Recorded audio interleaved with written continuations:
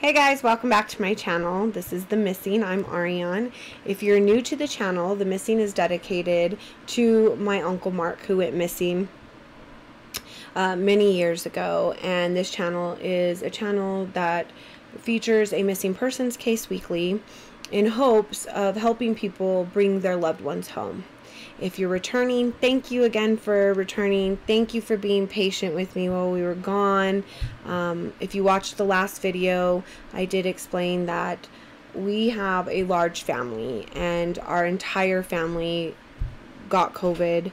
My husband, who has an autoimmune disease, ended up with the COVID pneumonia, which just totally took a ton out of him. It was a crazy situation, not knowing what was going to happen for all of us. Thankfully, we are back. Everybody's back to normal. My husband's still suffering with a little bit of the after effects, but for the most part, I think that we're all bouncing back. Everybody's doing much better, and we can get back on track. So I'm going to do a video today, and then we will pick up with our normal weekly schedule on Sunday. So we'll go back to doing videos on Sunday. As part of everything that went on, during this process, I also started a new job. So I've kind of been trying to get that situated, as well as dealing with the COVID and getting everything going. So my hope is we will definitely be doing our videos every Sunday. If I can squeeze it in, I'd like to try to do Thursday and Sunday, but as of right now, we're going to stick with Sunday, and moving forward after today's video, there will be a video every Sunday, and we'll feature a new case. As always, if you have someone that you know that's missing, if there's a case that you want to be featured, you can email me at lovedonesmissing@gmail.com. Give me pictures of the person, details of the case, and I will absolutely do whatever I can to get their information out so that their picture can be featured and we can bring them home. So this week's case, or the first case for this week, I should say, since we're going to do two this week, is the case of Karlie, Lain. I believe you say her last name as Guse. She went missing on October 13th of 2018 in Bishop, California. She was described as 5'7", 110 pounds with blue eyes. She has like blondish brown hair. Throughout this video, you will see pictures of Miss Karlie, and as well as her missing person poster. So if you've seen her, if you have any information on her whereabouts, you can comment in the comments, or you can email lovedonesmissing@gmail.com, or you can contact the numbers on her poster. So let's just kind of give some background leading up to October 13th.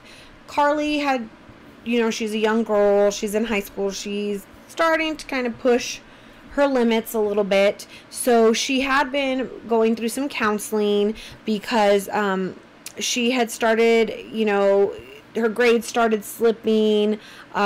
She had gotten suspended from school for marijuana use. So she had some things going on that her family was working through. However, overall, she was a good kid.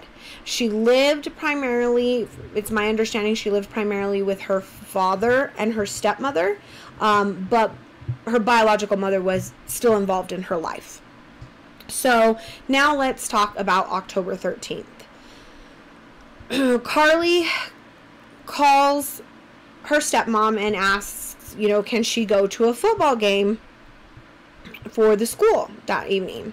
Stepmom says, yes, you can go. I mean, most kids in high school, that's what they do. They go to their school football games, wrestling matches, basketball, whatever. Not a big deal. Didn't seem like anything to be concerned about. So she's like, yeah, go. Have a good time. What she didn't know was that Karlie wasn't going to the school football game. She was actually going to a house party with her boyfriend.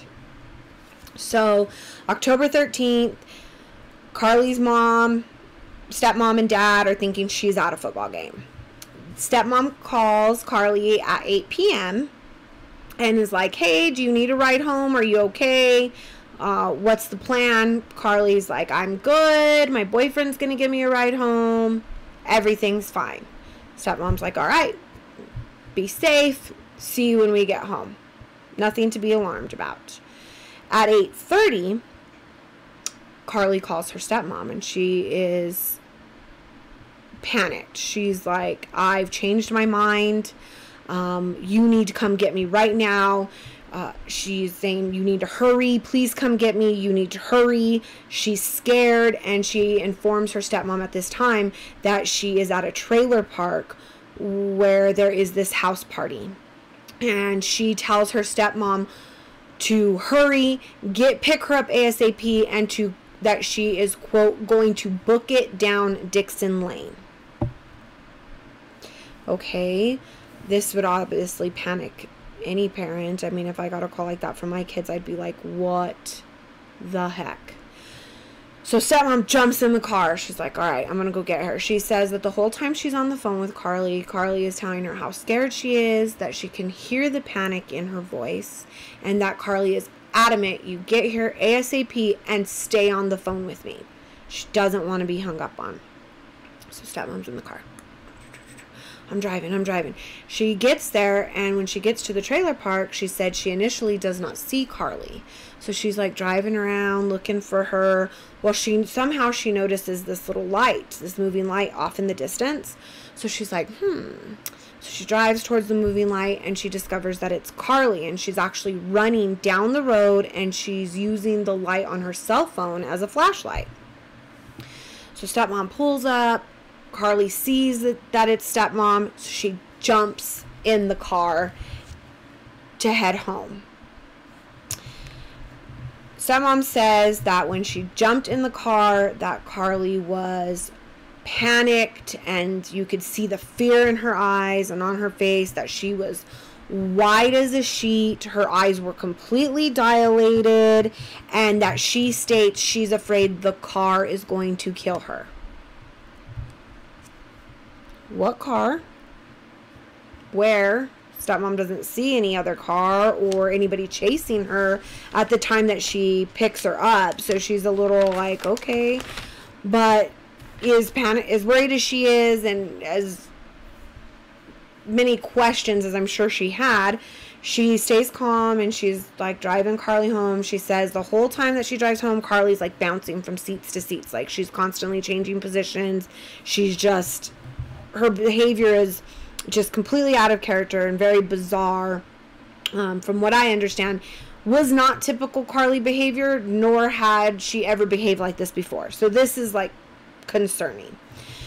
So when they get home, Karlie's father is actually already at the house. And both parents would say that Karlie was completely frantic, very paranoid, anxious, that in 1 minute she would be like huddling in the corner of the house and not letting them near her. And the next minute she would be emotional and telling them how much she loved them, and, you know, all of this. And her parents, I think, from what I understand, they were totally confused by her behavior. They knew something wasn't right, but they weren't quite sure what was wrong with her. And they're not trying to panic her or freak her out. At the same time, they're trying to understand what's going on with her. You know, did she take drugs? Is she having some sort of mental breakdown? Is there some sort of maybe mental illness that's going on? You know, they're clueless. To them, she's never behaved this way before. It's completely out of character, and it's concerning, as it would be to any parent, I'm sure. So they say that over the course of the evening, they manage to get her to calm down. She starts to kind of calm down a little bit. They all sit down for dinner. They try to get her to eat. You know, they're thinking maybe if she gets something in her system, she'll start to feel better. Maybe she'll calm down, she'll relax. They served her salad as part of her dinner. And when they served her salad, she responded very oddly by calling it the devil's lettuce, which they thought was very odd. She had never referred to salad as the devil's lettuce before, but they were like, okay, we don't really know what's going on, so we'll just kind of go with it. As they probe with more questions and, are trying to talk to her, she finally admits that yes, while she was at the party, she did smoke marijuana. But that's all she said. She didn't say she did anything else. That was it. She didn't say she drank, and they didn't have any reason to believe otherwise. They believed her. So they said through the course of the evening, they just kind of talked to her. They got her through dinner, and they decided they weren't going to take her to the hospital or anything because they didn't feel that she was in an immediate danger of anything. But that they did feel that she was probably having some sort of reaction to the marijuana. So as the evening goes on, stepmom and Karlie hang out in Karlie's room. They're concerned, so they're trying to really not leave her alone, just in case this reaction develops into something worse or her symptoms become worse. So they're hanging out in the room and they're doing like a girls' night. They said her behavior had settled down, but she was still behaving oddly. So they've got her calmed down enough that she's able to go to her room and hang out with stepmom, and they paint nails and they read out of the Bible and they talk and talk and talk. She says they talk till about 3 a.m. when they finally fell asleep. So she says they go to sleep, and at, I believe it was 5:30 a.m., the stepmom said that she woke up. And, oh, wait, let me back up. During the course of the evening that they're talking and talking, even though her behavior had settled down, it was still concerning. So stepmom says she begins to secretly record Karlie in hopes of being able to take that recording and show it to, have Karlie listen to it later and say, look, this is what marijuana does to you. Is this really how you want to feel or behave? And, hoping that it's going to be a deterrent and keep her from doing it in the future is what they said. But during the course of this recording, Karlie tells her stepmom that she is worried that someone's going to kill her, and that if anything happened to her, would her stepmom call the police and get help for her, which is very odd. But still, apparently not worrisome enough for her parents to call the cops or take her to the hospital. I think as parents, we kind of feel like we know our kids, we know if they're in danger, and we gauge things, and I think that's what they were doing here. So now they talk till 3 a.m. They fall asleep. At 5:30 a.m., stepmom wakes up, and she says when she wakes up, she looks over and Karlie is still in bed with her, and she's laying there with her eyes open, kind of staring up at the ceiling. I guess, she doesn't think much about it. She's like, okay, she's still here. She's safe. We're good. So she goes back to sleep. At 7:15 a.m., she wakes up again for the day. This time when she wakes up, Karlie is not next to her. So she gets up and she kind of begins to look around the house looking for Karlie, and discovers that Karlie is gone. The front door is slightly open, and Karlie is nowhere to be found. So for the next 2 hours, they begin looking for Karlie. So they're driving on the streets. They're, I guess, asking around, trying to find her. They call her biological mother. Hey, have you seen Karlie? Have you heard from her? Is she with you? Do you know anything? Mom goes, no, I don't. What are you doing? Call the cops. This is worrisome enough. You need to call the police. So at 9:35 a.m., Karlie's stepmom and biological father call the police, and the police are now brought in. So the police get to the house, and of course they start their investigation. They're asking their questions and what's going on and what happened and so on and so forth. So during the course of their investigation, they're searching the house. Nothing seems to be disturbed. Nothing's missing. However, when they start asking around, they do find 3 witnesses who say that they did see a young girl in the early morning hours walking down the street with some sort of paper in her hand, and that the girl did resemble Karlie's description. So they're like, okay, we'll just keep searching for her. Maybe she wandered off. Maybe she's at a park. Who knows? So the police, everybody's still looking for Karlie. The parents were questioned, of course. They said they had not noticed any bizarre behavior leading up to her disappearance. She had never behaved this way before. It was completely out of the ordinary. Nothing about what happened was anywhere normal for her.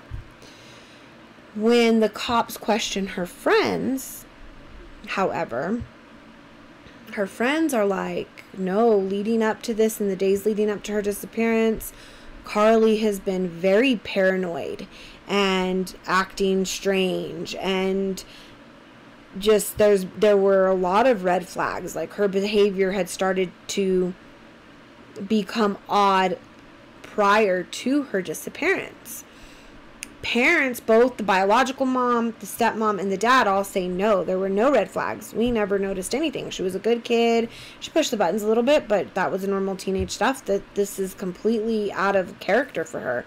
But according to her friends, there was obviously something going on behind the scenes, and they felt like, yeah, I mean, she kind of had been acting like this. So I don't know. Maybe was she involved in drugs? Was she starting to develop a mental illness? We don't know. What we do know is that on October 13th, Miss Karlie disappeared. We know she was at the house at 5:30 in the morning. By 7:15 a.m. that morning, she was gone. They have not found her. They have not found any of her belongings. Nothing. She is still missing. We do not know where Miss Karlie is. Her stepmother and father believe that she had to have been abducted. That maybe when she did leave the house, she was abducted. The cops tend to believe that maybe she was still feeling some after effects from whatever she took at that party, and that's probably what caused her to wander off that morning, and that is probably true. But where did she go? What happened to her? I mean, nobody can find her. It's as if she walked out the door that day and poof, vanished into thin air. There's nothing. They haven't found anything down the street from the house, not clothes, not anything. Her biological mother feels that she is a victim of an overdose. With that being stated, that leaves the case wide open to, okay, if she's a victim of an overdose, did she leave the house that morning and went into her overdose effects, or did she leave the house that morning and take something else, and